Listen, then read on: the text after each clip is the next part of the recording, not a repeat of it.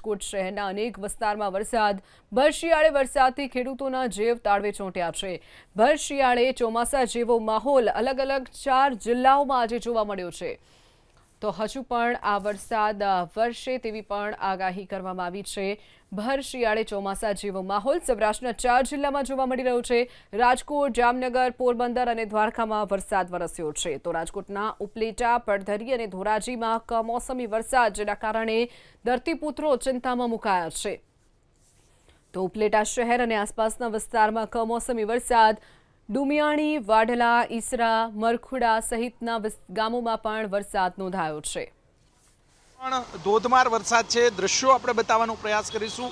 રાજકોટના અલગ અલગ વિસ્તારોની અંદર જે કમોસમી શિયાળુ જે વરસાદ પડ્યો છે તેને લઈને ખેડૂતો ચિંતિત છે। સાથે સાથે જે આજે 31ના પણ આયોજનો છે એમાં પણ વિઘ્ન આવે તેવી શક્યતાઓ છે। વરસાદ જે કમોસમી વરસાદ અત્યારે શરૂ થયો છે। સવારથી કચ્છ વિસ્તારની અંદર વરસાદ હતો, પરંતુ હવે જોઈ શકાય છે કે રાજકોટ શહેર ઉપરાંત ગ્રામ્ય વિસ્તારની અંદર પડધરી, ધોરાજી, ઉપલેટા સહિતના અલગ અલગ જે વિસ્તારો છે ત્યાં વરસાદ શરૂ થયો છે।